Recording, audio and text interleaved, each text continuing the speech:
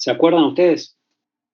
¿Cuál era la idea de esto que estamos desarrollando en los diferentes capítulos? Saber las fluctuaciones que se producieron en el PBI, ¿no? Sí.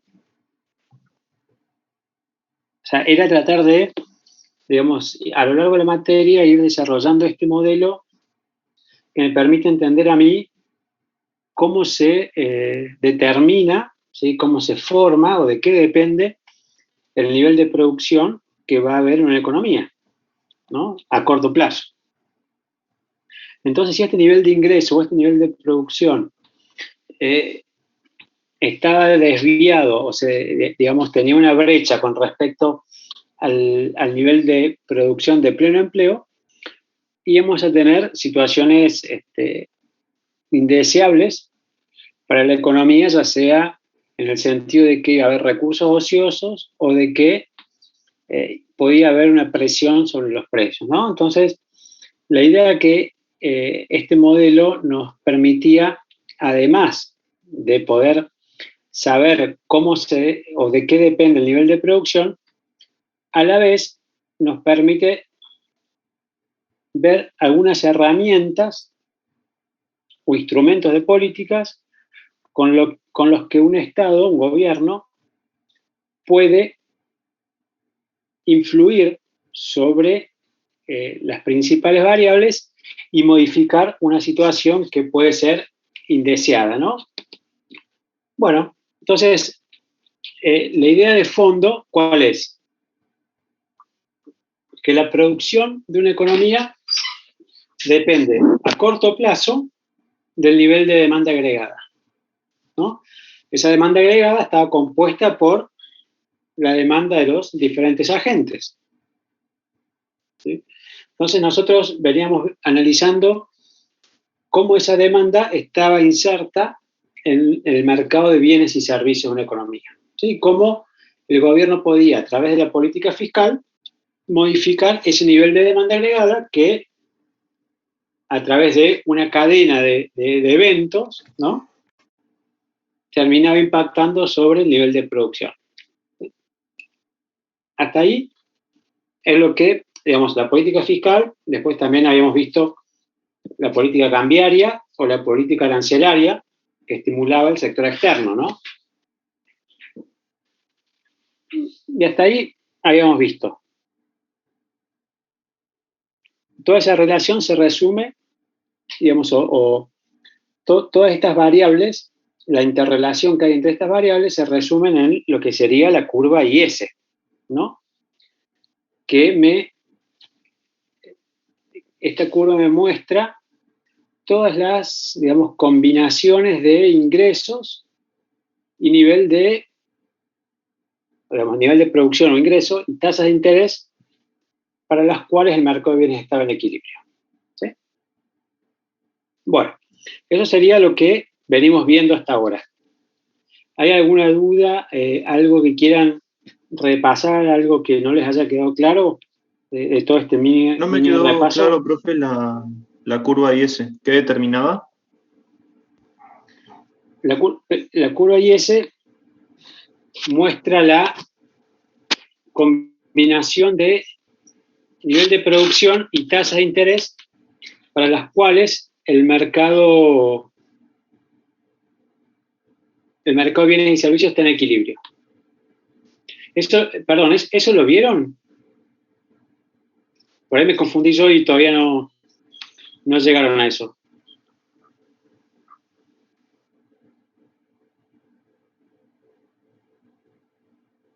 ¿No lo vieron o sí lo vieron? Creo que no. No, puede ser, no, capaz que se me mezcló con otra cosa y no, está bien, capaz que acá en esta materia lo tenemos que ver después. Entonces, dejémoslo a eso. Lo vemos después. Bueno, más allá de que lo hayan visto, no eso, digamos, todo lo anterior es válido, ¿no? En el sentido de que las diferentes políticas afectan la demanda agregada y estos cambios en la demanda agregada afectan el nivel de producción, ¿no? ¿Se acuerdan cómo los cambios en la demanda agregada afectaban el nivel de producción? ¿O a través de qué mecanismo?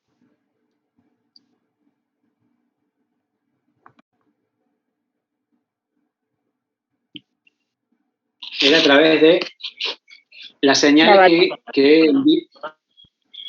tal cual, la variación de existencias, ¿no? Era cuando la demanda agregada subía, se producía una variación de existencias negativas, ¿sí? Y eso es la variable que daba la señal a los empresarios de que tenían que aumentar la producción, simplemente porque con lo que estaban produciendo no alcanzaban a cubrir toda la demanda.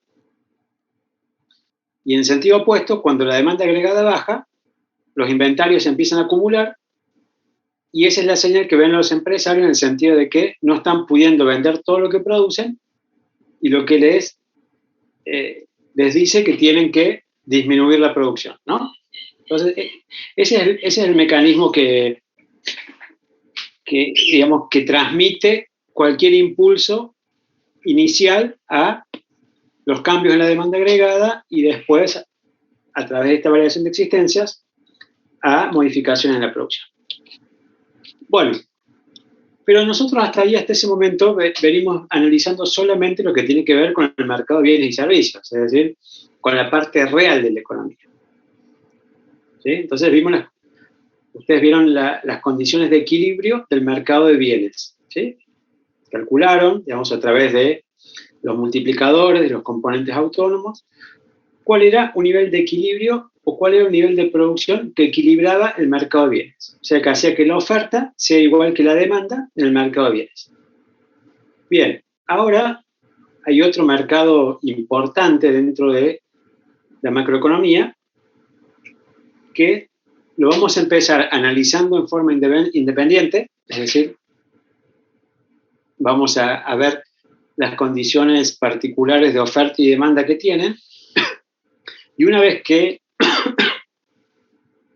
hayamos visto esto, vamos a ver cómo se relaciona este mercado con el mercado de bienes y servicios que veníamos viendo hasta ahora. ¿Sí? Entonces, este otro mercado es el mercado monetario y está vinculado al funcionamiento del sistema financiero, que es lo que vamos a empezar a ver. ¿Sí? Bueno, ahí está. Estos son los temas que vamos a ver no sé si vamos a llegar a ver todos en la clase hoy, pero básicamente vamos a analizar o empezar a estudiar qué es el sistema financiero. Digamos, dentro de estos sistemas financieros están los diferentes activos financieros.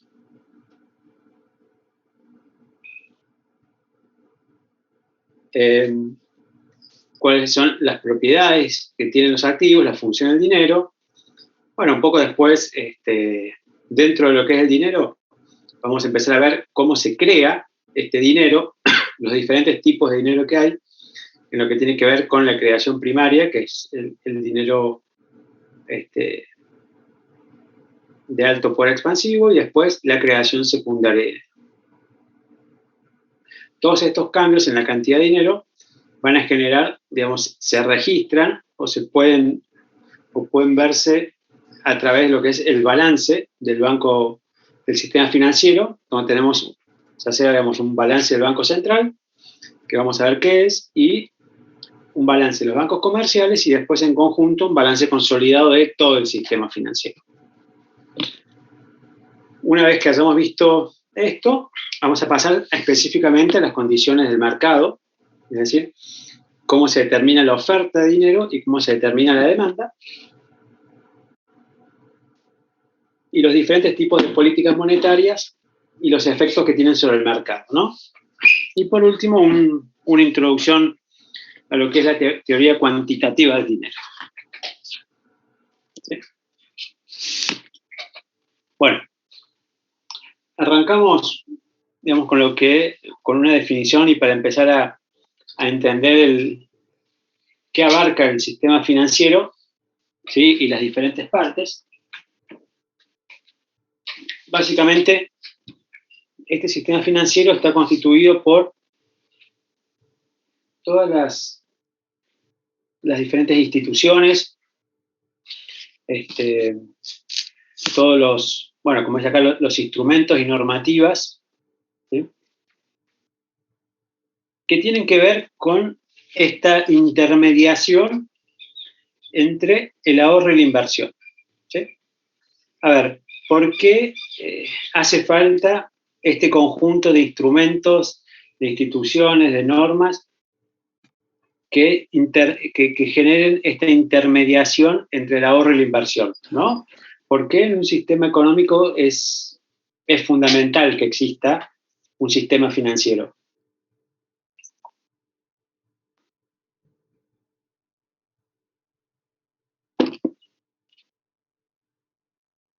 Ahí, digamos, llevándolo a un ejemplo del día a día, ¿no? Un ejemplo común.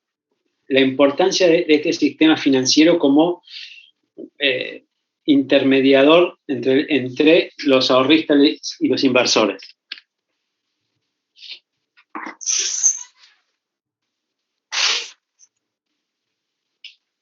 Esto se da porque, imagínense ustedes que quieren, no sé, quieren comprar un auto y necesitan sacar un préstamo, ¿sí?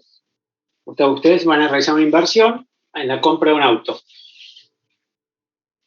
No tienen la plata, entonces hay que pedir prestado. Si no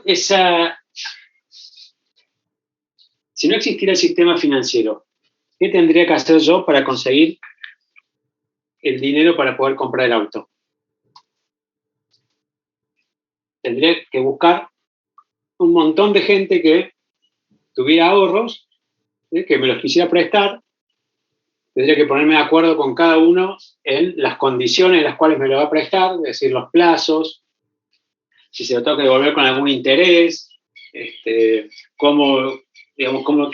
garantía le voy a dar a cada uno, ¿no? Y resultaría bastante complejo, bastante complicado poder encontrar toda esa gente que me pudiera ir prestando pedacitos de lo que yo necesito. Entonces lo más probable sería que yo no lleve adelante esa inversión, ¿no? Imagínense que usted es una empresa que necesite millones de pesos para poder desarrollar un proyecto nuevo, ¿sí? Si no existiera el sistema financiero, ¿sí?, la mayoría de los proyectos no se llevarían a cabo, ¿sí? Entonces, este sistema financiero lo que hace es, digamos, hacer de intermediador entre un montón de gente que tiene excedentes, que tiene ahorros, que los junta todos, los agrupa, y después una persona que necesita invertir, que necesita poder acceder a esos fondos, ¿sí?, tiene mayores posibilidades. Entonces, es muy importante y es fundamental que un país tenga un sistema financiero fuerte, que sea robusto, para que permita financiar un montón de proyectos que, en última instancia, son todos los proyectos que están vinculados a inversión, a generación de empleo, aumento de la producción, aumento de la productividad, a mejora de la calidad de vida, ¿no? Entonces, juega un papel muy importante en una economía. ¿Sí? Bueno, ¿cómo está compuesto? Digamos, o cuáles son las principales agentes, ¿no?, de un sistema financiero. Dentro de estos agentes, obviamente el de mayor importancia es el Banco Central, en el caso argentino es el BCRA, el Banco Central de la República Argentina, y es la autoridad máxima, ¿no?, en lo que tiene que ver con la administración y la regulación del sistema financiero. Entre sus funciones está la de emisión de los billetes y monedas, ¿no?, y la de fijar las reglas de juego, ¿no?, o sea, reglamentar el funcionamiento de todo el sistema.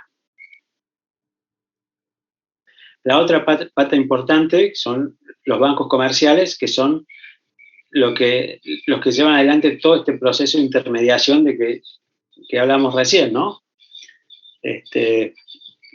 Reciben depósitos, ¿sí?, y después, con esos depósitos, dan préstamos. Bueno, Acá habla de que estos bancos pueden ser públicos, privados o cooperativas. Es una cuestión de cómo está compuesto, pero todos tienen esta función que es intermediar entre la oferta y la demanda de fondos. Y después hay otros agentes que, digamos, tienen quizá una relevancia por ahí un poquito menor, pero que tienen que ver con las aseguradoras, las compañías financieras, las casas de cambio, ¿sí? Que forman parte también del sistema financiero y que está regulado, como decíamos antes, por el Banco Central. Bueno, acá está bastante más detallada cuáles son las funciones que tiene un Banco Central. ¿Sí? El primer caso, como decíamos antes, es el que es el único autorizado a emitir billetes y monedas, ¿sí? Por eso es que es un banco de emisión. Después, puede ser agente digamos, puede recaudar y pagar en nombre del gobierno. Básicamente cuando esto tiene que ver cuando se liquidan las exportaciones o las importaciones, ¿no?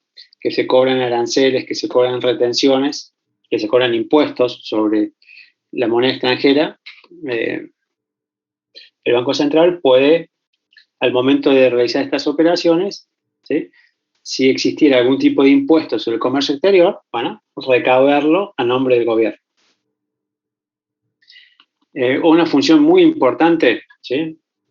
Es que es un prestamista del gobierno, ¿sí? Es decir, cuando el gobierno tiene necesidades de liquidez porque tiene gastos que son superiores a sus ingresos y no tiene quizás otras fuentes de financiamiento, es decir, no puede acceder al mercado de capitales para colocar deuda y financiar ese déficit, bueno, siempre termina pasando de que los gobiernos emiten títulos públicos que los compra el Banco Central y de esa forma termina financiando las necesidades de caja, ¿no? Que puede tener un gobierno en algún momento.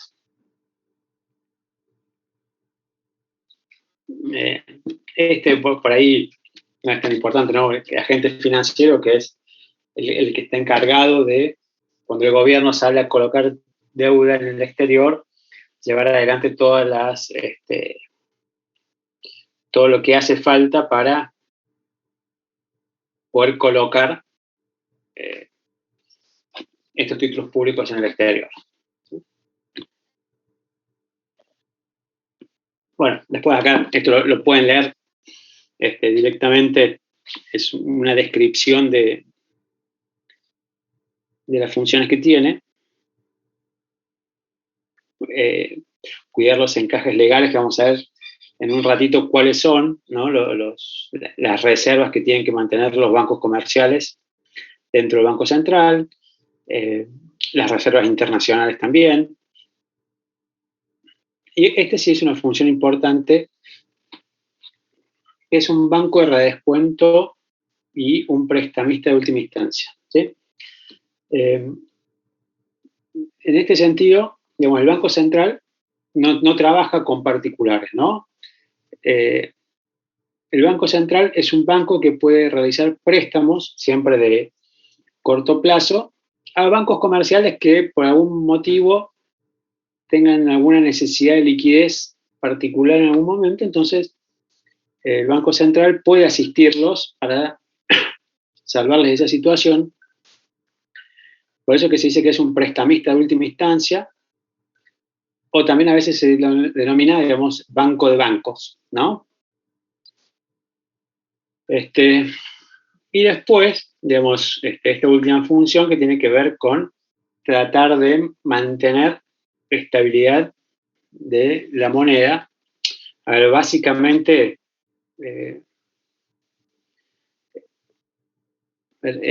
digamos, uno de los mandatos principales que tiene el Banco Central es el de mantener el valor de la moneda.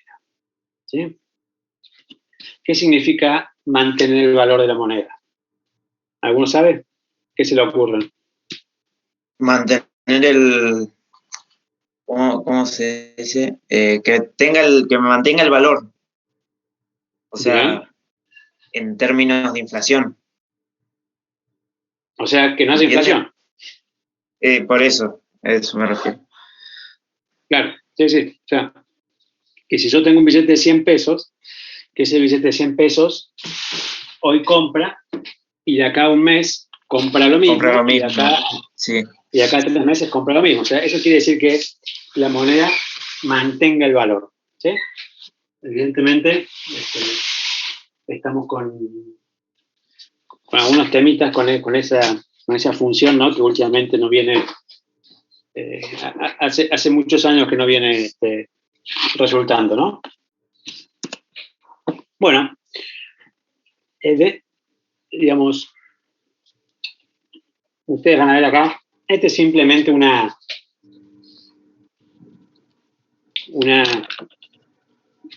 captura de lo que sería la página del Banco Central, ¿no? Tienen, digamos, todo lo que incluye, que tiene que ver con los instrumentos de política, estadísticas que publica, informes, investigaciones, bueno, todo lo que tiene que ver con las variables vinculadas al funcionamiento del sistema financiero, ¿no? La regulación y ese tipo de cosas. Acá dice el marco legal, el marco normativo. Ahí pueden ver, encontrar todo lo que tiene que ver con la regulación del sistema. Bueno, entonces, dentro de este sistema financiero, ¿qué tenemos? ¿Sí? Los instrumentos, ¿sí? Que son parte del sistema financiero, ¿sí? o que se comercializan dentro del sistema financiero, son estos activos financieros.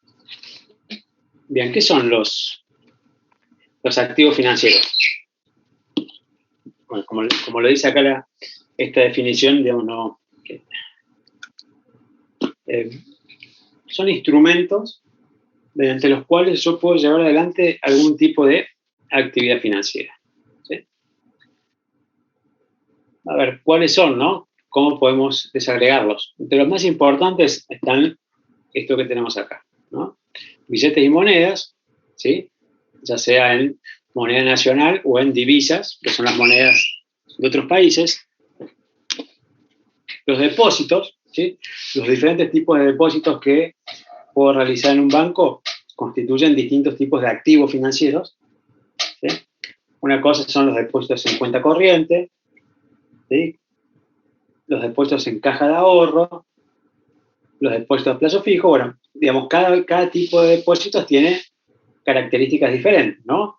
En cuanto a la rentabilidad en términos de la generación o no de intereses, y en cuanto a la liquidez, que vamos a ver ahora en un ratito qué quiere decir.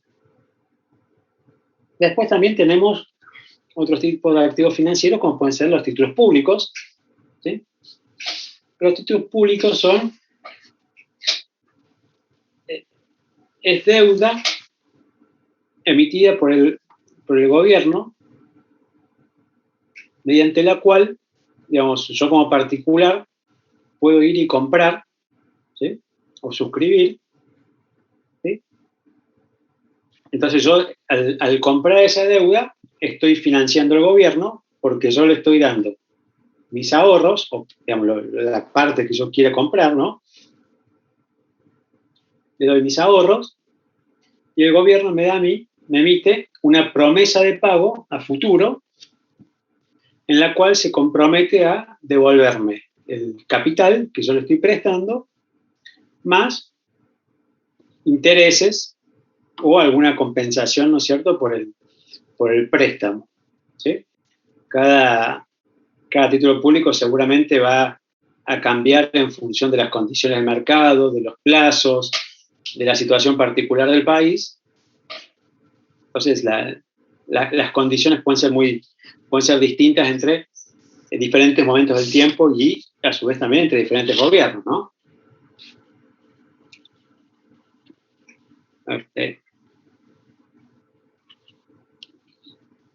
Nosotros tenemos, por ejemplo, para poner un ejemplo,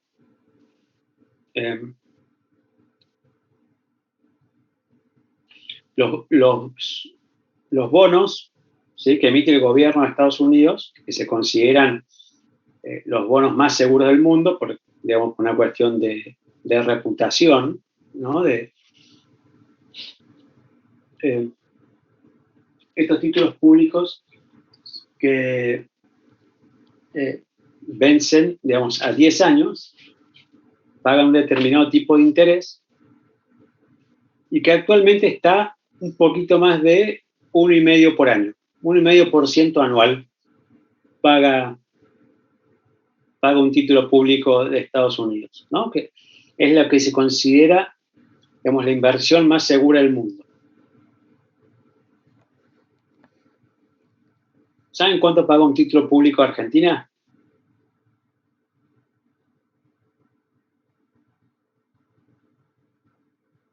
¿Cuál es la tasa de retorno de un título público de Argentina? La TIR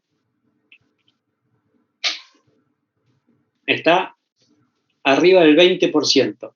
¿Sí? O sea, es decir, si nosotros queremos ir a financiarnos, pedir un préstamo, más allá que hoy estamos en una situación que es imposible, ¿no? Pero tenemos que pagar más de 10 veces lo que tiene que pagar Estados Unidos, ¿no?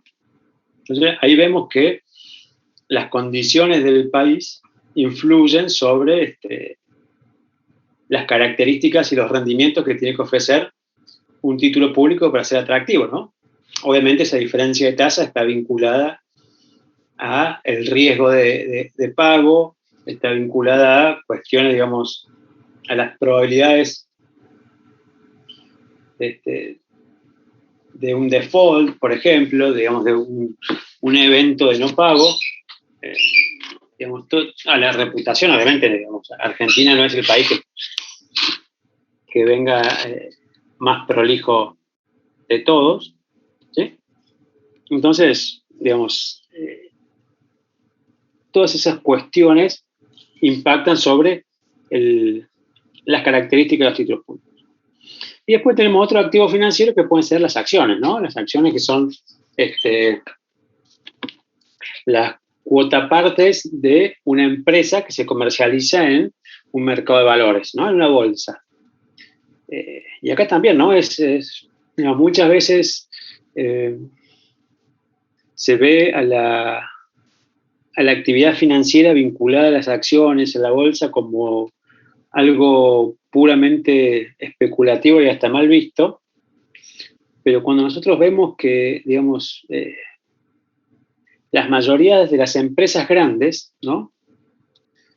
A ver, supónganse, yo tengo una empresa que fabrica, o sea, alcohol en gel, ¿sí? Y quiero expandirme, ¿sí? Pero necesito financiarme, no tengo plata para hacer las inversiones que yo quiero hacer. Son inversiones muy grandes y no tengo plata. Una alternativa es usar mi empresa y salir a cotizar en la bolsa. ¿Qué quiere decir? Que yo a mi empresa la divido en un montón de partes que son las acciones, ¿sí? Y yo salgo al mercado y ofrezco, o sea, es decir, como que vendo una parte de mi empresa, ¿sí? Con esa parte que yo vendo y que cotiza en bolsa, ¿sí? Yo vendo mis acciones, recibo ese dinero y me hago del capital que yo necesito para poder invertir, ¿sí? Entonces, el mercado de capitales o el mercado de valores juega un papel muy importante en las economías como mecanismo para captar fondos e invertir, ¿sí? Muchas veces sin este tipo de mercados, muchas empresas no podrían hacer las inversiones que tienen que hacer, ¿sí? Y son las inversiones que, en última instancia, muchas veces terminan generando un aumento en la productividad, descubrimiento de nuevos productos, avances tecnológicos y un montón de cosas que pueden mejorar la calidad de vida, ¿sí? y que serían imposibles de llevar adelante porque muchas veces no hay otra forma de juntar el capital necesario para una inversión grande. Entonces, este mercado de valores facilita, imagínense ustedes, en la bolsa hay un montón de gente que compra acciones y que sería imposible para una empresa ponerse de acuerdo con toda esa gente para que le preste plata.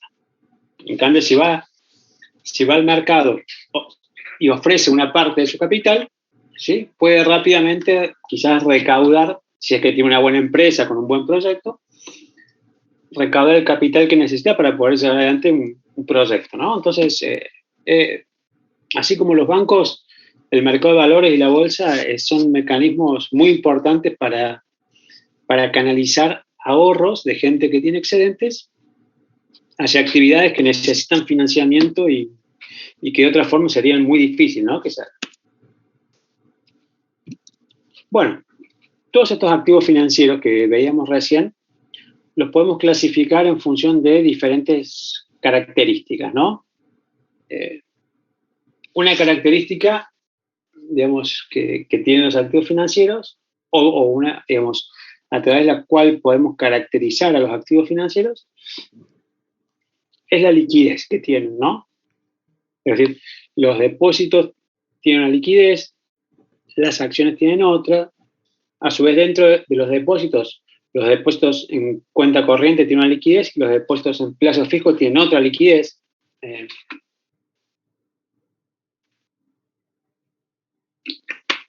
Y esto tiene que ver con la posibilidad de convertirse en un medio de pago, ¿sí?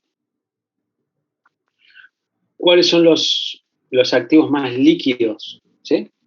Son los activos que se pueden convertir en algún medio de pago, ¿sí?, más rápido que otros, ¿sí? Pero acá le faltaría una cosa, ¿no?, para poder definir mejor la liquidez. Si partimos de esta definición, ¿no?, yo digo, ¿qué es más líquido? ¿Sí? ¿Qué tiene más liquidez? Digamos, saliendo del ejemplo de activo financiero, sino a un activo cualquiera, ¿no? ¿Qué tiene más liquidez? ¿Una bicicleta o una casa? La bici. La bicicleta, ¿no? Entonces yo la puedo convertir en un medio de pago, la puedo convertir en dinero más rápido que una casa. Bien. Ahora, si yo digo, mi casa yo la vendo en 200 pesos. ¿Qué es más líquido? ¿La bicicleta o mi casa? La casa. La casa, ¿no? Entonces, el concepto de liquidez, ¿sí?, para rankear activos, es decir, qué activo es más líquido que otro, tiene que ver con esta posibilidad de convertirse en un medio de pago, pero con la condición de que no se produzca una pérdida importante de su valor. Entonces, si yo le pongo esa condición al final, yo no puedo decir que mi casa es más líquida porque la vendo a 200 pesos, porque estoy perdiendo mucho valor, ¿no? Ahora, cuando yo quiero vender mi casa o mi bici, cada una a su valor de mercado, ahí sí, la bici va a ser mucho más líquida que la casa, ¿no? Entonces, para poder analizar la liquidez, yo siempre tengo que tener en cuenta de que no tengo que tener una pérdida en el valor de ese activo, ¿no? ¿Quedó claro eso? Sí, profe. Bueno, otra variable con la cual yo puedo caracterizar a un activo financiero es a través del rendimiento que puede tener, ¿no? Este rendimiento viene dado por, digamos, la capacidad de generar este retorno o esta retribución al que lo tiene, al que lo posee, ¿no? Generalmente los rendimientos, digamos, o principalmente pueden venir a través de los intereses, ¿sí? Los intereses que es, digamos, básicamente los genera un instrumento de renta fija, ¿no?, que es una cantidad establecida por unidad de tiempo, o pueden ser los dividendos, ¿no?, que los dividendos no es otra cosa que una parte de las ganancias de las empresas y que yo puedo obtener en función de la cantidad de acciones que tenga, ¿no? Entonces, digamos, hay, como decíamos recién, hay títulos públicos que tienen un rendimiento más alto, títulos públicos que tienen un rendimiento más bajo, ¿no? En el ejemplo que sí. No me quedó claro la capacidad de retorno.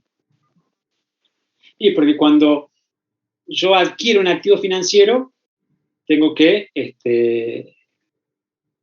adquirirlo mediante digamos, la erogación de dinero, tengo que comprarlo, ¿no? O sea, el retorno es cuánto me devuelve a mí tener ese activo financiero.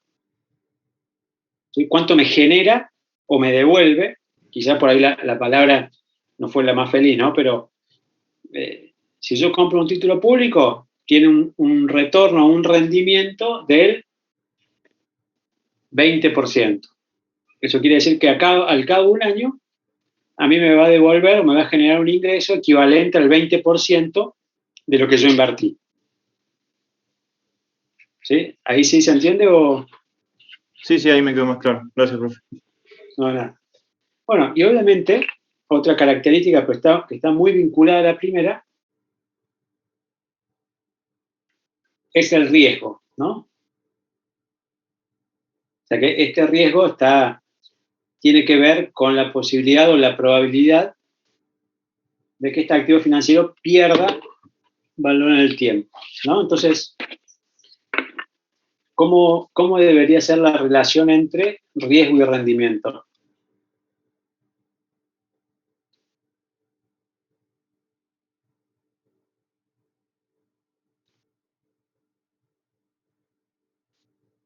¿Es directa? ¿Es inversa?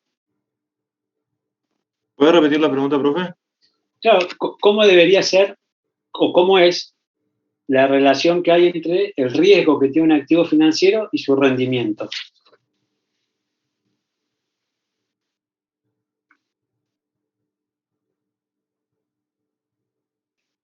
¿Puede ser que sea directa?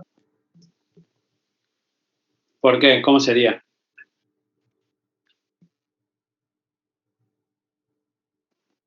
Que a través del tiempo, como vos dijiste, que a través del tiempo va perdiendo constantemente su valor. Entonces sería directa. Lo veo yo así. Pero no con el tiempo, sino con el riesgo. O sea, es los activos que son más riesgosos, ¿sí? Por ejemplo, ¿qué es más riesgoso? ¿Comprar un título público de Estados Unidos o comprar un título público del gobierno argentino?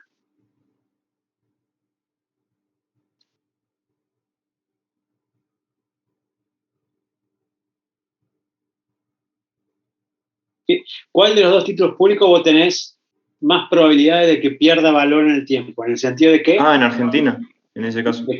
claro, en el sentido de que o no te lo paguen o te lo reestructuren y te paguen menos. Es más riesgoso un título público de Argentina. Ahora, ¿qué te tienen que ofrecer a vos para que compres un título público de Argentina en vez de un título público de Estados Unidos que vos sabés que el riesgo es casi cero?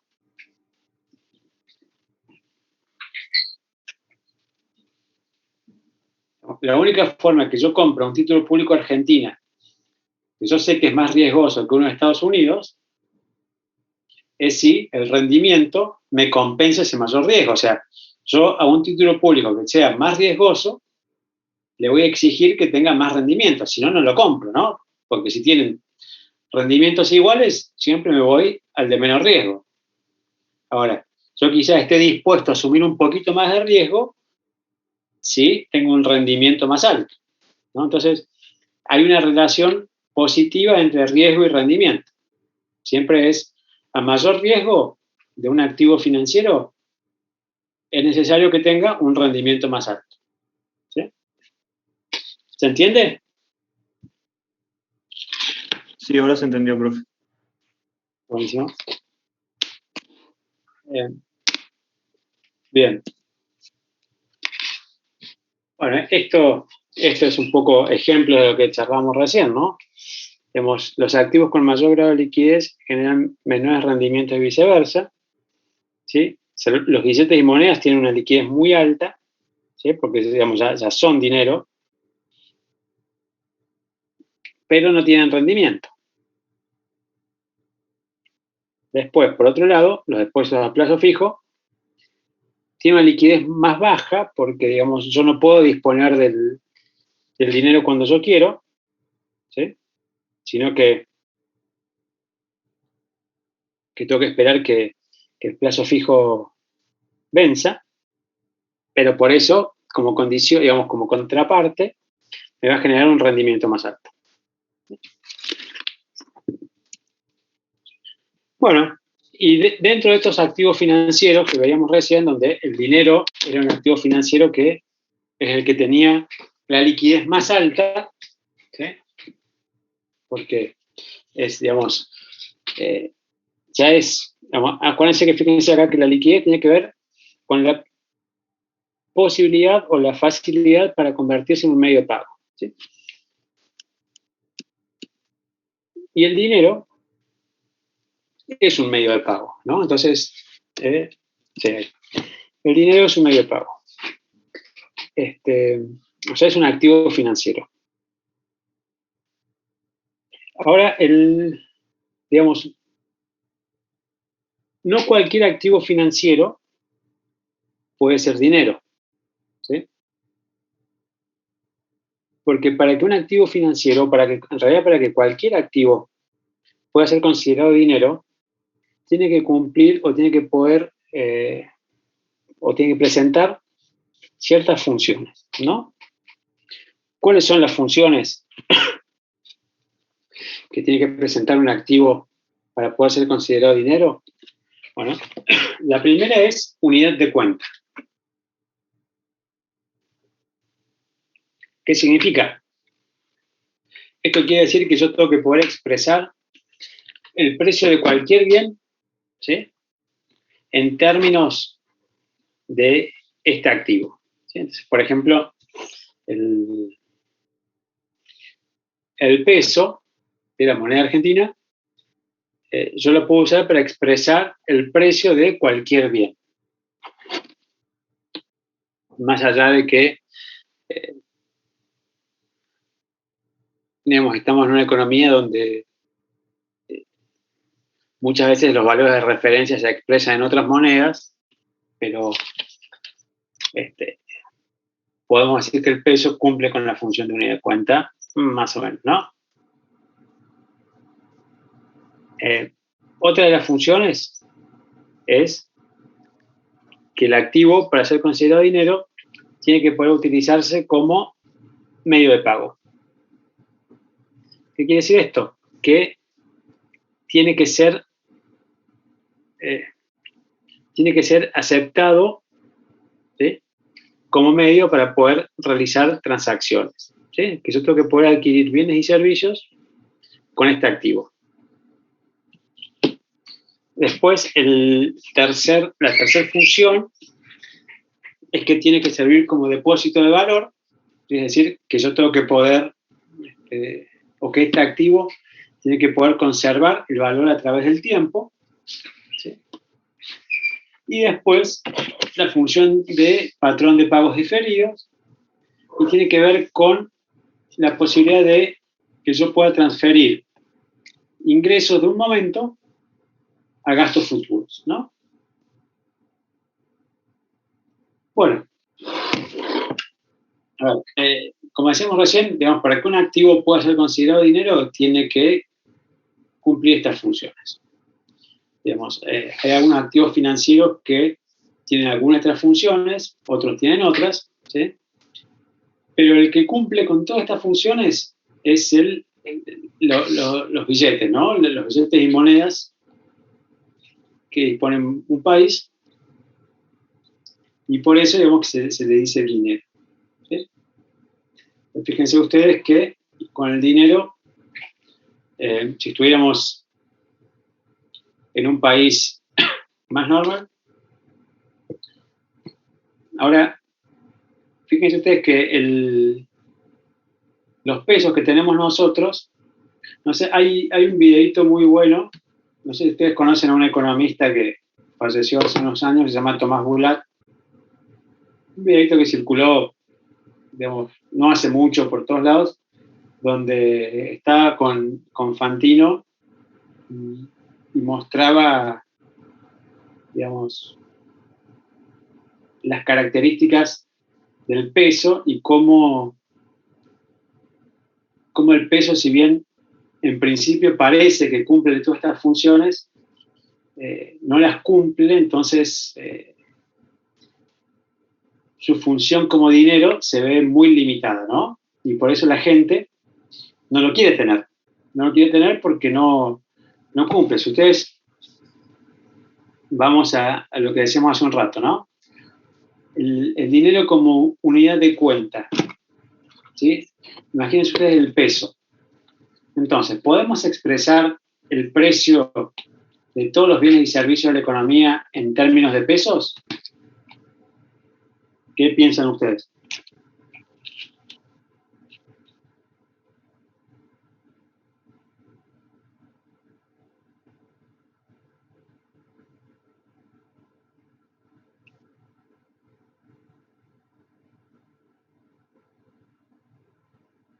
Se puede, medio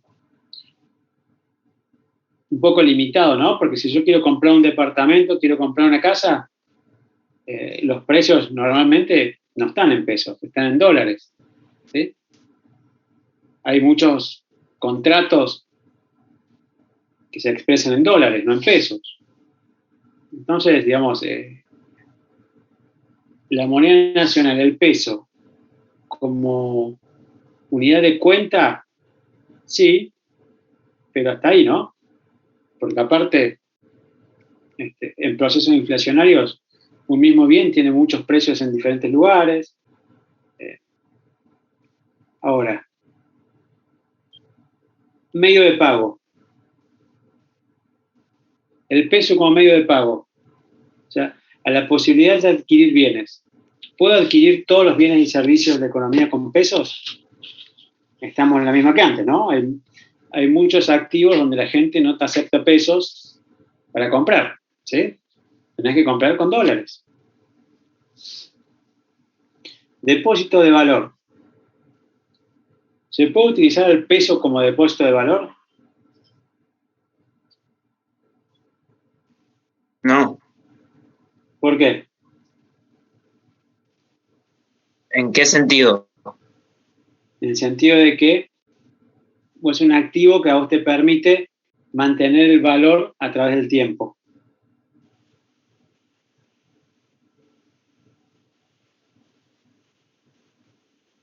No porque se va devaluando Que no, porque se va constantemente. devaluando. Claro, o sea, vos, si ahorrás en pesos, el mes que viene vas a tener un poder de compra menor y al mes siguiente menos y el otro mes menos, ¿no? O sea, no va a mantener el valor. Entonces, digamos, la función de depósito de valor del peso argentino, digamos, está bastante limitada, ¿no? Digamos, no la cumple muy bien. Entonces, fíjense ustedes que el dinero nuestro, digamos, no cumple bien ninguna de las funciones que tiene que cumplir, ¿no? Justamente por la existencia de la inflación. Entonces, por eso es que, digamos, las personas eligen mantener otro activo financiero como dinero, ¿no? En forma de dinero. Quizás prefieren mantener dólares, quizás prefieren mantener otra moneda, ¿no? Que cumpla con todas estas funciones, ¿no? Porque el peso evidentemente no lo está haciendo muy bien.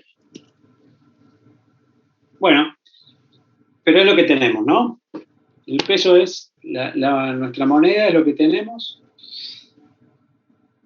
Es un activo financiero que permite realizar transacciones, ¿no? Que cumple un poquito mejor, un poquito peor las funciones que vimos. Es el activo financiero que de mayor liquidez, ¿sí? Entonces ahora tenemos que empezar a ver cómo se crea ese dinero, ¿no? O sea, dijimos que el dinero eran los billetes y monedas y tenemos que empezar a ver cómo cómo ingresa ese dinero al sistema económico, ¿no? Cómo se crea y cómo ingresa. Bien. Bueno, dentro de lo que es el dinero de una economía, nosotros vamos a ampliar ahora un poquito el concepto, la idea, ¿sí? Porque nosotros vamos a referirnos al dinero como a los medios de pago, ¿sí? Es decir, a un activo financiero que pueda cumplir las funciones que planteamos en la filmina anterior y que no se limitan necesariamente a la cantidad de billetes y monedas que tiene la economía. ¿Por qué es eso? Porque el funcionamiento del sistema financiero, vamos a ir viendo, va a permitir incrementar la cantidad de medios de pagos que tiene una economía. Y eso lo vemos al analizar que la creación de dinero la podemos descomponer en dos tipos, ¿no? Por un lado tenemos esto que es la creación primaria de dinero, ¿sí? Que básicamente es la emisión monetaria por parte del Banco Central. Es decir, cuando el Banco Central, que habíamos visto que es el organismo que tiene el monopolio para la impresión de billetes y monedas, ¿sí? Emite dinero, ¿sí? Ahora después vamos a ver cómo ese dinero ingresa al sistema, ¿no? Pero cuando se genera esa emisión de dinero, lo que se incrementa es la creación primaria de dinero y que se denomina base monetaria. Es decir, esta base monetaria es está compuesta por la emisión de los billetes por parte del Banco Central. Una vez que esa cantidad de billetes y monedas se ponen en circulación, ¿sí? A medida que las personas van haciendo uso del sistema financiero, ¿sí? Es decir, a través del proceso, digamos, de depósitos, en primer lugar, ¿no? Las personas depositan parte de su tenencia de dinero, la depositan en los bancos, y los bancos usan esos depósitos para prestarlos a otras personas, ¿no? Lo que decíamos recién, esta intermediación financiera entre los ahorristas y las personas que tienen algún tipo de necesidad de financiamiento. Este proceso, ¿no?, de depósitos y préstamos genera una nueva categoría de dinero, ¿sí?, que puede ser utilizada como medio de pago, y es lo que se llama el dinero secundario o la creación secundaria de dinero. Incluso también a veces se conoce como el dinero bancario. Esto hace que la oferta total de dinero que hay en una economía está compuesta por estos dos componentes, ¿no? El dinero primario, que es la base monetaria, y después la creación secundaria de dinero que se realiza a través del funcionamiento del sistema bancario comercial. ¿Vamos hasta acá, chicos? Sí, profe. ¿Alguna duda, consulta? No me quedó claro la creación secundaria. Bien, ahora lo vamos a ver con más detalle. Esto es solo como para, digamos, introducir que existe, ¿no? Pero vamos a ver cómo se produce esa creación secundaria.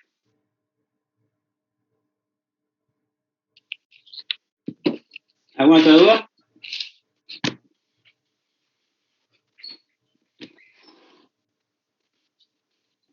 No, profe. Bueno.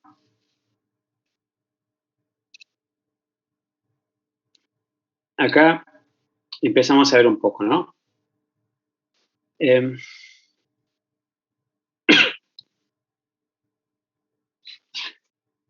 Bien, la base monetaria, que sería lo que está acá, lo más abajo de todo, ¿sí?, es lo que decíamos recién.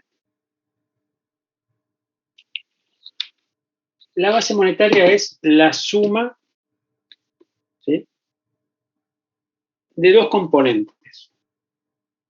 Acá ustedes ven la M se refiere, en este caso, a la base monetaria.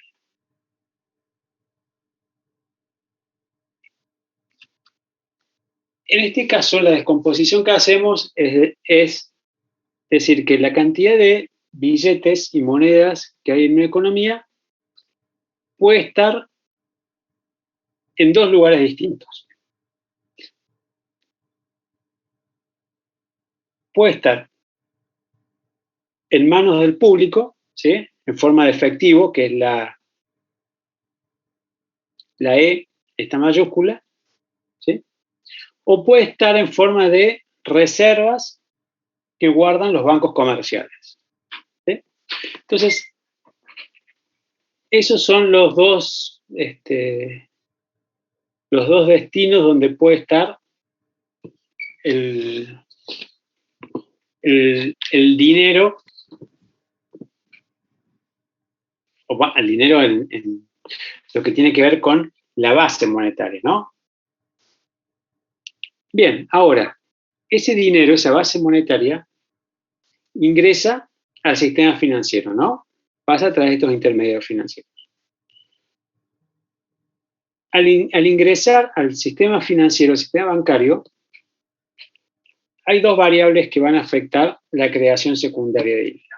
¿Qué tiene que ver? La primera es esta E minúscula, que se denomina coeficiente efectivo a depósito, ¿sí?, que demuestra a mí qué porcentaje del dinero las personas eligen mantener en forma de efectivo en relación a los depósitos que tienen. Ahora lo vemos así, después lo vamos a ver más en detalle.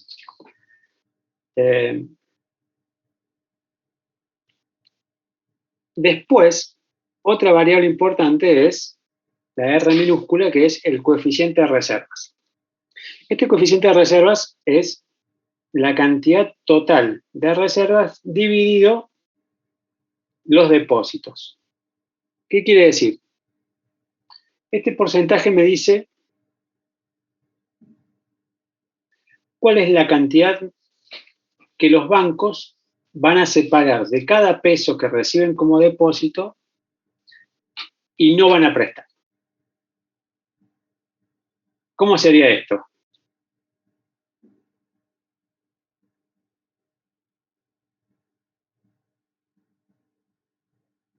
A ver, si los bancos reciben 10 pesos, yo voy al banco y deposito 10 pesos.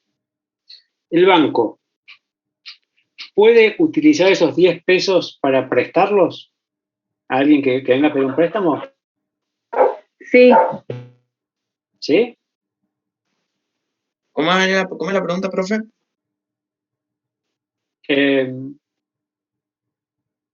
Si yo voy y deposito 10 pesos en el banco, ¿no? Sí.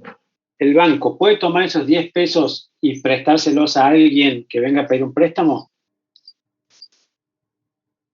Sí. No, profe, tiene que quedar ahí o no. Y- para mí el trabajo del banco es trabajar la plata, generar intereses y La plata que prestan no es la de los plazos fijos, ¿sí?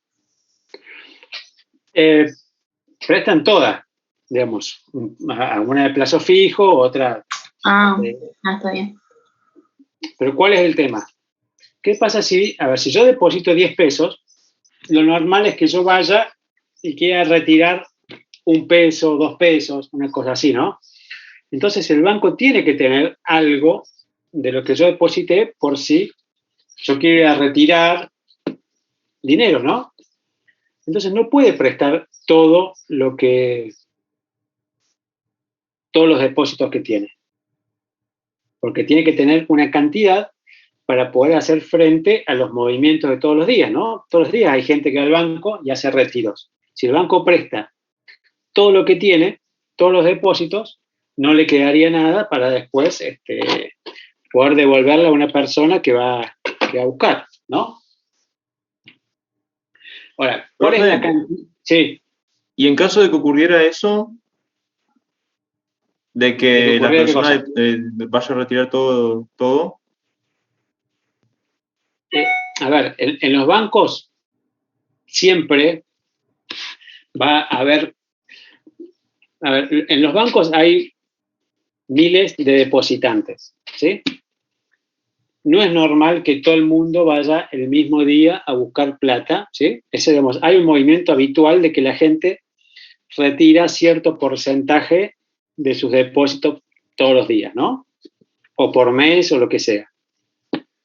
Entonces, digamos, para que los bancos comerciales dispongan de esa liquidez, el Banco Central obliga a los bancos comerciales a que por lo menos cierto porcentaje de sus depósitos no los pueda prestar, ¿no? Entonces el Banco Central le dice, mira, tu coeficiente de reserva o el coeficiente de encaje legal, que también se llama, es del 20%. Entonces, de cada 10 pesos que vos recibís como depósitos, hay 2 que no los podés prestar y podés prestar los 8 que quedan, ¿sí? Eso es esta R minúscula que está acá, ¿sí? Que es las reservas, que serían 2, en este ejemplo, sobre 10, que son los depósitos, ¿no? O sea, sería el 0,2 o 20%. ¿Sí? Entonces, el Banco Central, ¿sí?, regula cuál es este coeficiente de reserva que los bancos comerciales tienen que mantener como mínimo. Obviamente que los bancos comerciales pueden elegir mantener un coeficiente de reserva un poco más alto, si quieren, ¿no? Para asegurarse de que, digamos, no va a venir gente a retirar dinero y no va a estar. Entonces, pueden tener un coeficiente de reserva voluntario adicional a la reserva legal. El problema está en que si tienen un coeficiente muy alto, eso les genera un costo de oportunidad en términos de la plata que no están prestando, ¿no? Entonces perderían plata. Ahora, si tienen un coeficiente de reserva muy bajo, también corren el riesgo de que en algún momento necesitar liquidez y tener que salir a pedirle o a un banco comercial o al Banco Central que le presten y tener que pagar un interés por ese préstamo, ¿no? Entonces, es como que, digamos, tienen que ir analizando qué es lo más conveniente en diferentes momentos del tiempo. Bueno, entonces, en función de este coeficiente efectivo de depósito, en función de este coeficiente de reserva, ¿sí?, es que se produce un proceso de creación secundaria de dinero, ¿sí?, es el dinero primario más el dinero bancario, ¿sí?, y termina generándose la oferta monetaria total, es decir, la oferta total de medios de pago que tiene una economía que está compuesta por el efectivo, que es este mismo de acá abajo, ¿no?, más los depósitos que tienen las personas en el banco comercial, ¿sí? Es decir, ¿por qué se considera que los depósitos son parte del dinero o de la oferta monetaria? Porque, como dijimos recién, estamos hablando de medios de pago. Entonces, si yo tengo depositada plata en el banco, yo puedo comprar contra esos depósitos. O sea, puedo agarrar un cheque y hacer un cheque contra los depósitos que yo tengo en el banco. Puedo ir con mi tarjeta de débito y comprar contra lo que yo tengo depositado y así sucesivamente, ¿no? Entonces, la cantidad de depósitos se considera como dinero, ¿sí?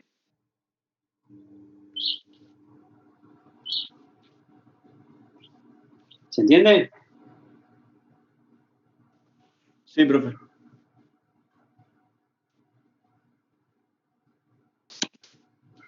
Bueno, esta creación primaria, ¿cómo se genera, no? Vamos a ir viendo,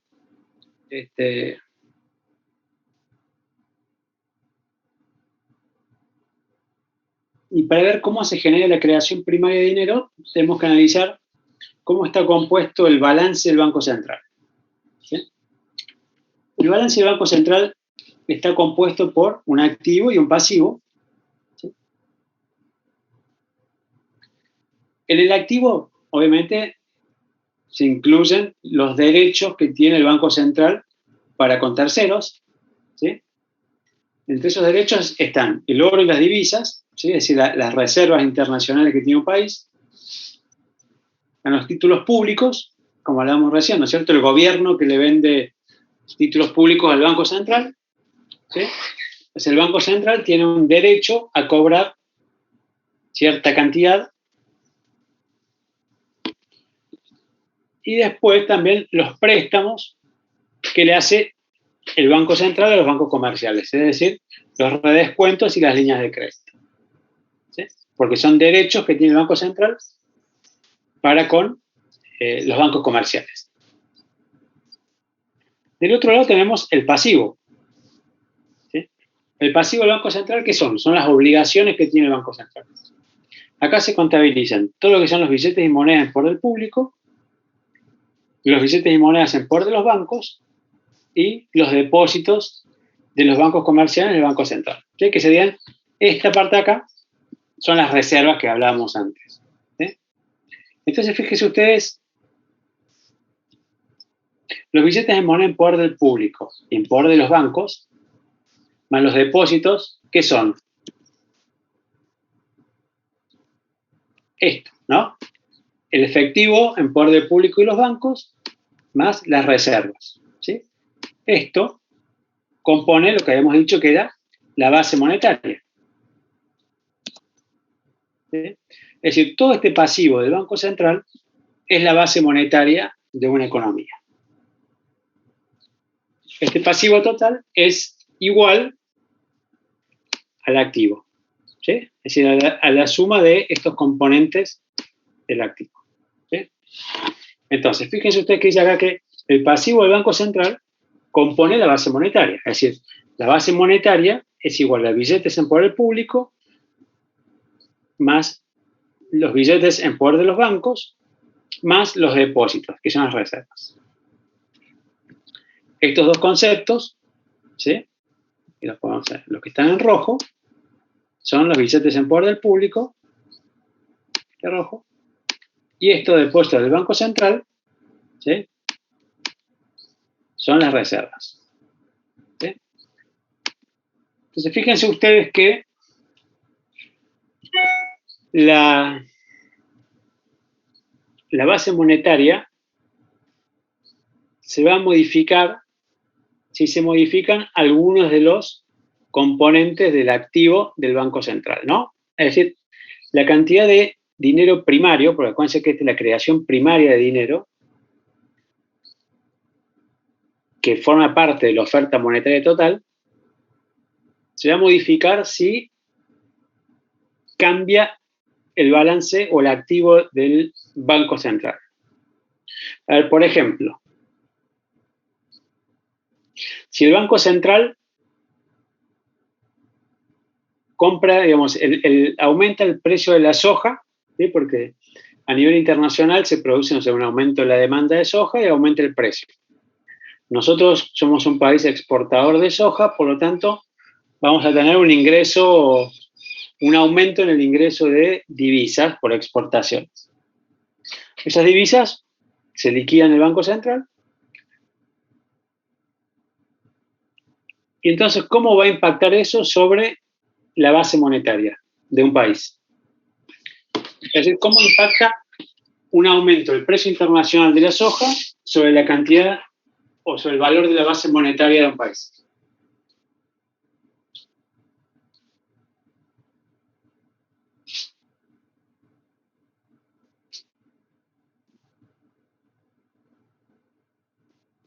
¿Va a subir o va a bajar la base monetaria? Va a subir. Bien, ¿por qué? Porque al exportar voy a recibir dólares. El Banco Central, imagínense que yo soy el Banco Central y ustedes son los exportadores, ¿sí? Ustedes venden soja, le pagan con dólares, y cuando me venden los dólares a mí, ¿qué pasa? Yo le compro dólares, es decir, aumenta este concepto de oro y divisas, pero yo a cambio de esos dólares que ustedes me dan, yo les doy pesos. ¿Sí? Entonces, aumentan los billetes en poder del público. ¿Sí? Entonces, un aumento de la cantidad de reservas internacionales de un país implica un aumento en la cantidad de dinero. Algo equivalente pasa... Sí. ¿Cómo dijo? O sea que cuando exportan le dan los dólares al banco y el banco les da pesos. Claro. ¿Se los venderían? Claro. Todos los exportadores están obligados a cuando ingresan sus ventas a venderle los dólares al Banco Central. Entonces, en realidad los exportadores no ven nunca sus dólares, porque el Banco Central los convierte a pesos.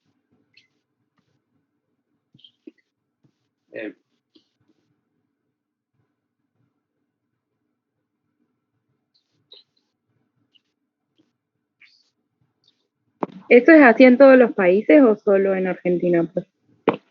La verdad, no sabría decirte en otros lugares. Acá es así.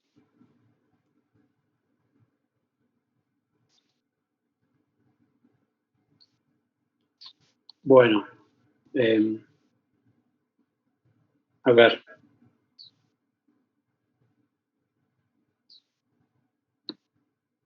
Si el gobierno decide financiar su déficit fiscal vendiendo títulos públicos, ¿no? O sea, viene el gobierno y me dice, yo soy Banco Central, y me dice, mira, toma, te vendo estos títulos públicos, cómpramelos. Entonces yo me hago los títulos públicos, que en definitiva es una promesa de que el gobierno me va a pagar después, y yo le doy plata. ¿Sí? Entonces el gobierno con esa plata sale y la gasta en lo que, digamos, está generando su déficit. Esa es otra forma en la cual ingresa dinero en la economía, ¿no? A través de un aumento del activo del Banco Central que se genera por la compra de deuda al gobierno, ¿no? Aumenta los títulos públicos y aumenta el resto de... Y lo mismo pasa cuando un banco comercial le pide a un banco central que le financie, ¿sí? Le pide un préstamo, el banco central le otorga un préstamo al banco comercial y este banco comercial, a través de sus préstamos, hace que ingrese el dinero en la economía. ¿Sí? Entonces, esa es la forma mediante la cual, digamos, el dinero primario ingresa o sale, ¿no? de la economía. Si se da que hay mucha demanda de divisas, ¿sí? Y el Banco Central está permanentemente vendiendo dólares, digamos, va a pasar lo opuesto, ¿no? Porque si yo, Banco Central, le vendo dólares a ustedes, ¿qué hago? Yo le entrego dólares y ustedes me dan pesos a cambio de eso. Entonces están saliendo pesos del sistema. Bajan las reservas porque baja la cantidad de divisas que tengo y por lo tanto va a bajar la base monetaria, ¿no? Entonces, todos estos movimientos, todos estos mecanismos que generan cambios en el activo del Banco Central se traducen en cambios en el pasivo, es decir, cambios en algunos de estos conceptos y, por lo tanto, modificaciones en la base monetaria. ¿Sí? Entonces, acá, bueno, es un resumen de lo que decíamos recién, ¿no? De que va a haber creación primaria de dinero cuando aumente algunos de los rubros del pasivo, ¿sí? Cuando aumente algunos de los rubros del pasivo, se va a generar un incremento en la base y eso se traduce, ¿no es cierto?, en el cambio en el activo del Banco Central en la misma proporción. Entonces, resumiendo, se va a ver creación primaria de dinero cuando aumente la cuenta de divisas, como decíamos recién, ¿no? Aumente las reservas internacionales, cuando el Banco Central compre títulos públicos, ¿sí? A ver, estos títulos públicos también el Banco Central puede comprarlos en el mercado, ¿no es cierto? En el mercado de valores o en la bolsa, donde se comercializa títulos públicos, también puede comprar títulos públicos que estén en manos de privados, ¿no? Estas compras y ventas de títulos públicos se conocen como operaciones de mercado abierto. Y después, la otra forma de creación primaria de dinero es cuando el Banco Central otorga redescuentos o otorga préstamos a los bancos comerciales. Entonces, muchas veces el Banco Central genera cambios en su activo que se traducen en cambios en el pasivo, y en la base monetaria que son que pueden generar algún desequilibrio en el mercado monetario, ¿no? A ver, imagínense ustedes que tenemos como decíamos recién en el ejemplo, el gobierno sale a pedir financiamiento porque tiene un déficit alto que no lo puede financiar con impuestos u otro tipo de... sale a pedir dinero al Banco Central. Entonces emite títulos públicos y el Banco Central compra, aumenta el activo, le transfiere esos pesos al gobierno, aumenta el pasivo del Banco Central, ¿no? E ingresa dinero en la economía. Pero el Banco Central considera que esa cantidad de dinero que es demasiada para el sistema y por lo tanto necesita realizar algún tipo de operación en el sentido opuesto para poder retirar los pesos que ingresó, ¿no? A través de, por ejemplo, este aumento en la compra de títulos públicos.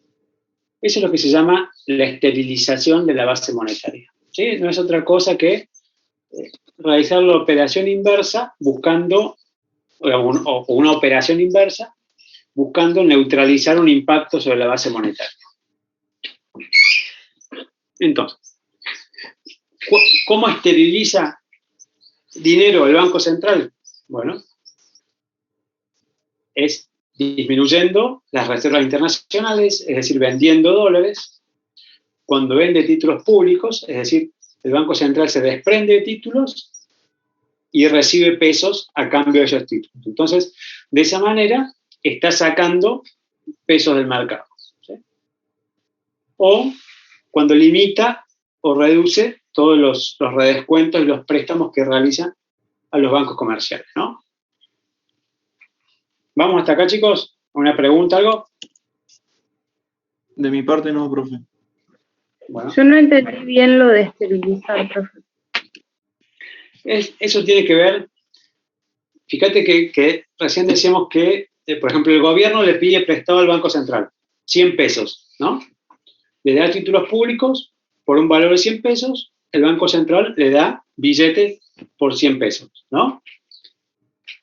Ahora, el Banco Central dice, no, ingresaron 100 pesos al sistema, ¿sí? Es mucho la cantidad de dinero que hay, yo tengo que buscar reducir la base monetaria de otra manera, ¿sí? Entonces, ¿cómo puede el Banco Central reducir la cantidad de dinero? Que eso se llama esterilizar la base monetaria.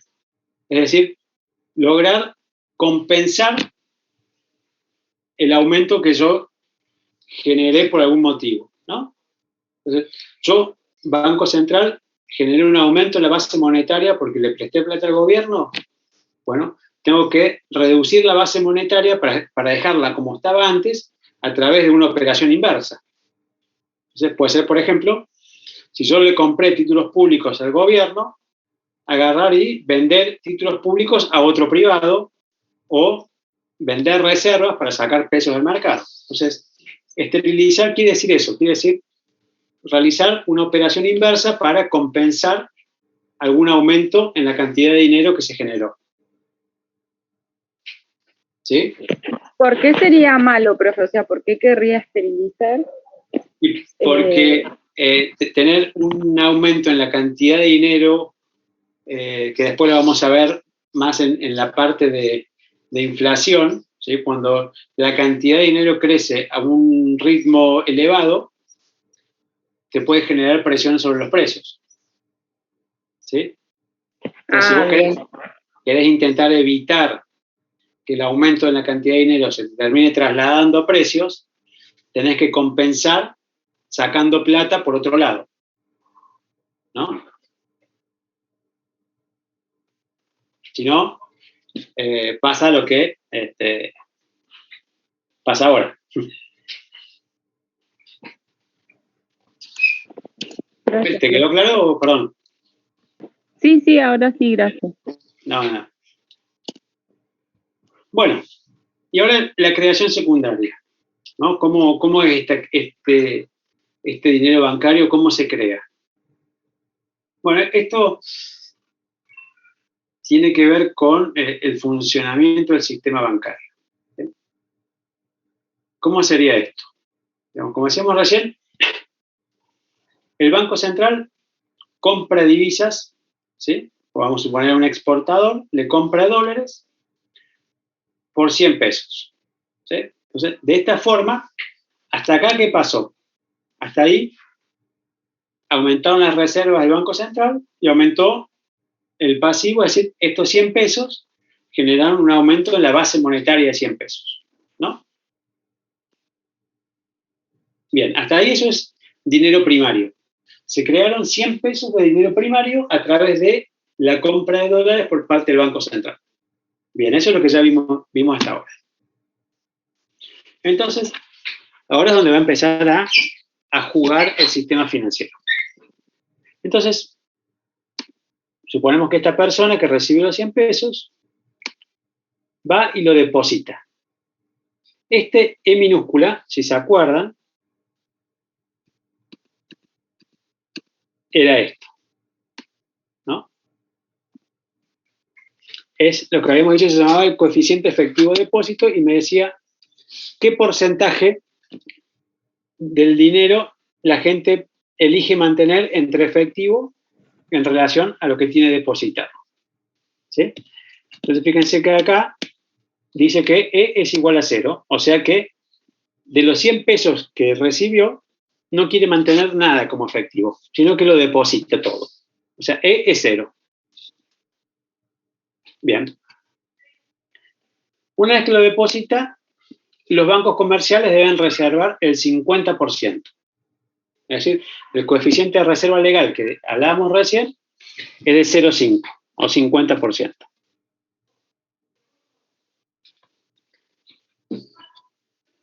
Es lo que decimos acá, ¿sí? E es la relación de efectivo a depósito y R es el encaje bancario. O sea, es la proporción de los depósitos que tiene que estar reservado. Bien. Bueno, este es una filmina que muestra un poquito cuál sería la lógica de funcionamiento del sistema bancario, ¿no? Es decir, los bancos reciben depósitos de los agentes superavitarios en el sentido de que tienen excedentes, es decir, ahorros, ¿sí? Y los presta a un agente deficitario o que necesita financiamiento. Al que deposita, ¿sí? Le paga una tasa de interés, ¿sí? Digamos, la tasa de los plazos fijos, ¿no? Le retribuye a través de la tasa de los plazos fijos. Eso se llama la tasa de interés pasiva. Y a los que les presta, le cobra una tasa activa. Obviamente, la diferencia entre la tasa activa y la tasa pasiva es la ganancia del banco, ¿no? Es lo que se le paga por su papel de intermediador entre los que tienen ahorro y los que tienen financiamiento, ¿no? O sea, es por organizar todo esto y para poder pagar sus gastos y tener su ganancia, ¿sí? El negocio del banco está dado por la diferencia entre la tasa activa y la tasa pasiva, ¿no? Que es lo que se denomina el spread. ¿Sí? Esa es la lógica del funcionamiento, así digamos, obviamente muy resumida y muy a grandes rasgos, del sistema financiero, o bancario, perdón. Bien. Ahora, a su vez, también los bancos comerciales tienen su propio balance, ¿no? Tienen, por un lado, el activo, son los billetes que tienen en caja. Fíjense que estos billetes en caja y los depósitos en el Banco Central son si vamos acá, los billetes y monedas en poder de los bancos comerciales y los depósitos son parte del pasivo del Banco Central, y acá, en los bancos comerciales, esto forma parte del activo, ¿no? Y a su vez también en el activo están los préstamos al público, porque son derechos que tienen los bancos contra las personas a las que le prestaron plata.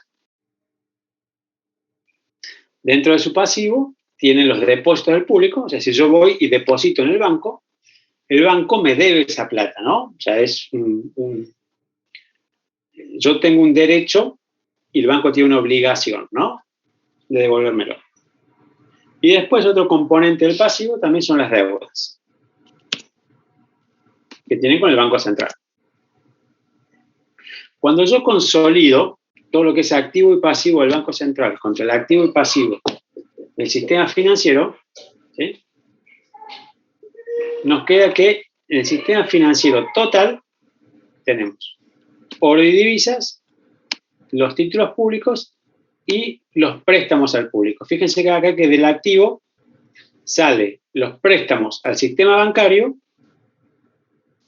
porque las deudas con el Banco Central, así los préstamos están acá en el pasivo, están en el activo del Banco Central, entonces se netea. Lo mismo pasa con los billetes y monedas en poder de los bancos y con las reservas. Entonces, fíjense ustedes acá que ahora el pasivo queda billetes y monedas en poder del público más los depósitos de la gente. ¿Sí?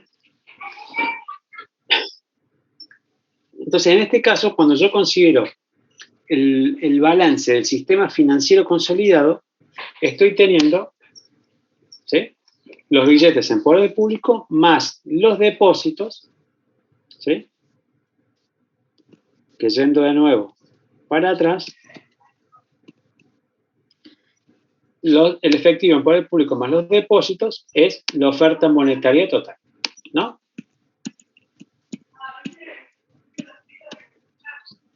Profe, Bueno, sí. no me quedó claro por qué está formado el sistema financiero consolidado. ¿Por los pasivos de qué cosa? Fíjate que vos acá tenías el activo y pasivo del Banco Central, ¿sí? Y después tenés el activo y pasivo de los bancos comerciales. Vos fíjate acá tenés las reservas, los títulos públicos y, por ejemplo, los préstamos a los bancos comerciales, que está en el activo del Banco Central. Pero cuando yo lo junto todo con los bancos comerciales, este concepto está en el pasivo, ¿no?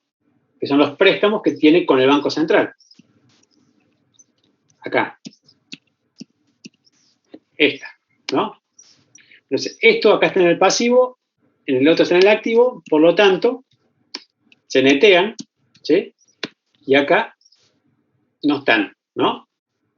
Entonces, vos fíjate que tenés conceptos que están en el activo del Banco Central y en el pasivo de un banco comercial se netea. Y lo que esté en el pasivo del Banco Central, pero como activo del banco comercial, que sería, por ejemplo, los depósitos del público, ¿sí? No, perdón, esto. Los billetes en caja están en el activo del banco comercial, pero está en el pasivo del Banco Central. Entonces se netea cuando yo consolido los dos balances. Entonces, después de consolidar estos conceptos, es decir, de netear los conceptos que están en el activo y pasivo de uno y otro, me queda el balance del sistema financiero total, consolidado, ¿no? Ese balance del sistema financiero consolidado me muestra un activo que es oro y divisas, títulos públicos y préstamos al público, y en el pasivo los billetes y monedas en poder del público y los depósitos. Y la suma del pasivo del sistema financiero consolidado, ¿sí?, que acá tengo, es ¿no? Billetes en poder del público más los depósitos, que es esto, no es otra cosa que la oferta monetaria total, ¿no?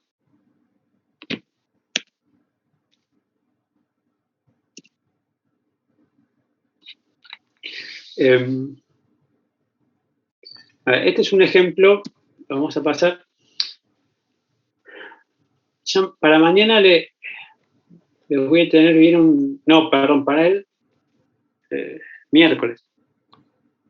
Un ejemplo bien de cómo es este proceso de creación secundaria, ¿sí? Pero en definitiva, este total, esta base, esta oferta monetaria total, está dada por el multiplicador monetario, ¿sí? Que es este, por la base monetaria, que es esta, ¿no? Y esta es la oferta monetaria total. ¿Cómo está compuesto este multiplicador monetario? Es este, de acá. Esto es E más 1, donde E es el coeficiente efectivo de depósito que veíamos recién, como la relación entre lo que las personas querían mantener entre efectivo y depósito, E más 1, y acá es E más R, donde tengo el coeficiente efectivo de depósito más el coeficiente de reservas. ¿Sí? Entonces, esto me da una relación, me da un valor que me dice a mí cuánto aumenta cada peso de base monetaria a través del proceso de creación secundaria. A ver. Bueno, esperen.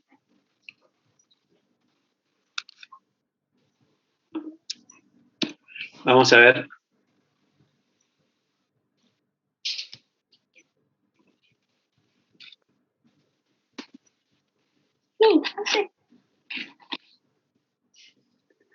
A ver, vamos a hacer un ejemplo.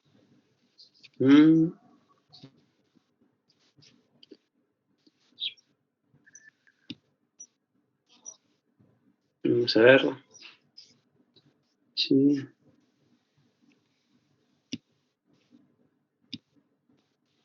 No. ¿Pueden ver un Excel?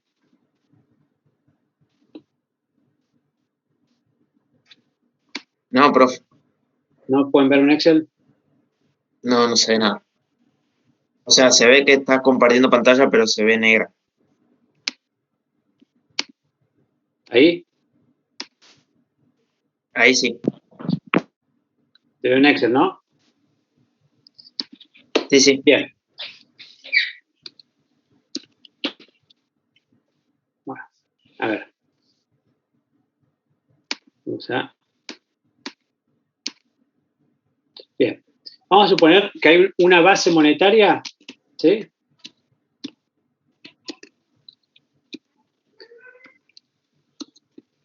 De 1.000 pesos, ¿sí? Como decíamos recién.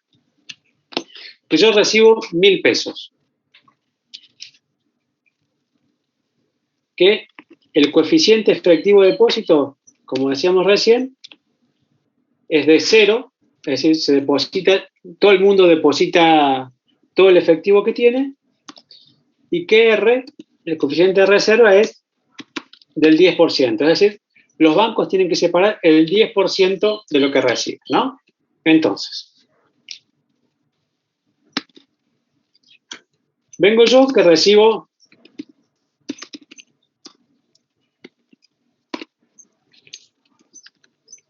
estos 1.000 pesos, ¿sí? En el momento 0 y los deposito, ¿no?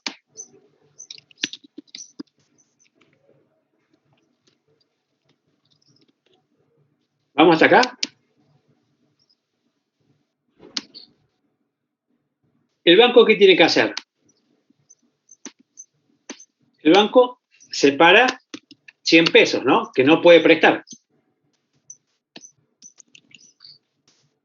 Bien, ahora, ¿cuál es? O vamos a hacer otra...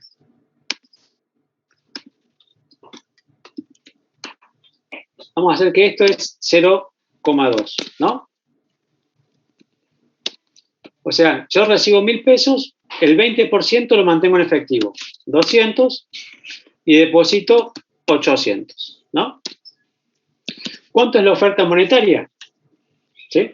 Yo puedo comprar con los 200 pesos que tengo en el bolsillo o puedo comprar con los 800 pesos que tengo en mi cuenta con la tarjeta de débito, ¿no? Entonces, la oferta monetaria es de 1000. Entonces, el momento 1, ¿sí? Viene una persona y pide un préstamo, ¿no? Y pide un préstamo por lo máximo que pueda, ¿sí? ¿Cuánto le puede prestar el banco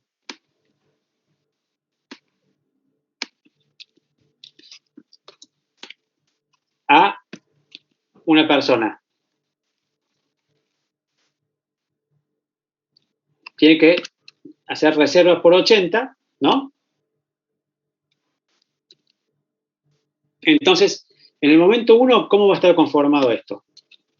Yo tengo mis 200 pesos, ¿sí? Acá, ¿cuántos? Este lo vamos a sacar. ¿Cuántos son los depósitos que tiene el sistema? Yo sigo teniendo mis 800 pesos, ¿sí? Y esta persona recibe depósitos por 720, ¿no? Que son los 800 menos los 80 que el banco no puede prestar, ¿sí? Entonces, los depósitos totales, ¿a qué son iguales? Son de 1.520 pesos, ¿no? Entonces, en este momento, en el día 1, ¿cuánto es la oferta monetaria total? ¿Cuánto es la cantidad de medios de pago que tiene esta economía? 1720. Tal cual, porque yo puedo comprar contra mis 200 pesos que tengo en el bolsillo, los 800 pesos que tengo depositados, y ahora hay una persona a la que le depositaron 720 pesos de un préstamo que sacó. ¿Sí? Entonces, la oferta monetaria total ahora pasa a ser 1.720 pesos. Fíjense, ¿el Banco Central creó dinero nuevo?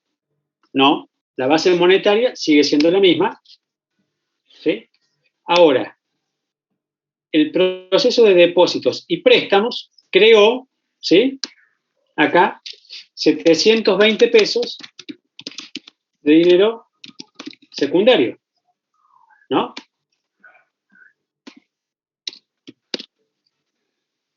Entonces, acá ya se crearon 720 pesos, ¿sí? Bien. Ahora, vamos a suponer que este tipo, estos 720 pesos, los deja depositados. ¿Cuánto tiene que retener el banco? Tiene que retener el 10%, o sea, 72 pesos. Entonces, en el segundo día están los 200 pesos, yo tengo mis 800 pesos, la segunda persona tiene sus 720 pesos, y ahora va una tercera persona que va a pedir un préstamo. ¿Cuánto le puede prestar el banco? 720 menos 648, ¿no? Ahora, la cantidad total de depósitos ahora subió a 2.168, ¿no? Y ahora, la oferta monetaria total es la cantidad de depósitos más, ¿sí? ¿Por qué? Porque ahora yo puedo comprar contra este depósito, el primero que pidió un préstamo contra este depósito, y el segundo que pidió un préstamo contra ese depósito. Entonces, ahora hay 2.368 pesos, ¿sí? De oferta monetaria total. Es decir, se crearon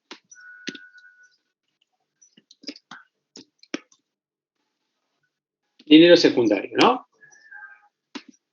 Ahora, vamos al tercer día. Seguimos con lo mismo, ¿no?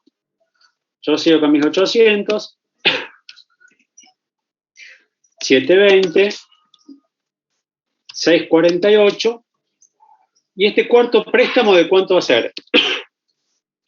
Esto por 0,1. Tengo que separar esta cantidad de plata. Entonces, el nuevo préstamo va a ser eso menos eso, ¿no? Por lo tanto, la cantidad total de depósitos ahora es de esa cantidad.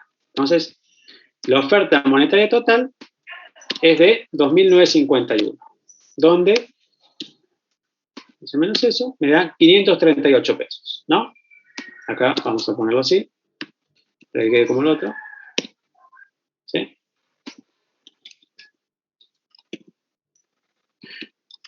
Entonces, fíjense ustedes que a través de este proceso de depósitos y préstamos, se va creando dinero, ¿sí? No se crean billetes y monedas, sino que se crean medios de pagos, porque la plata que se deposita cuando está en una cuenta es un medio de pago para el titular de esa cuenta, ¿sí?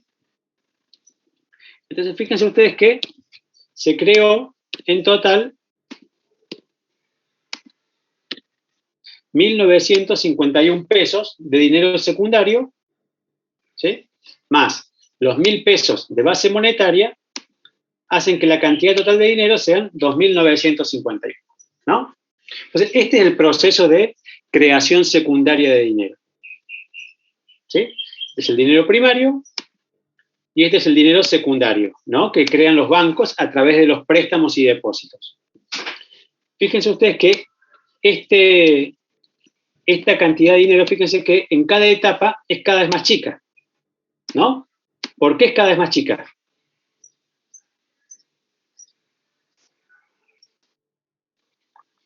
Porque una parte se saca como reserva, entonces cada préstamo sucesivo es cada vez más chico, porque el banco tiene que retener una parte, ¿no? Entonces es cada vez más chico. Y a su vez, acá, digamos, nosotros no lo hice yo que cada tipo nuevo retiene una parte en efectivo para no hacerlo más complejo, pero también aparte está este hecho, ¿no? De que cada persona nueva retiene una parte en efectivo y el resto la deposita. Entonces,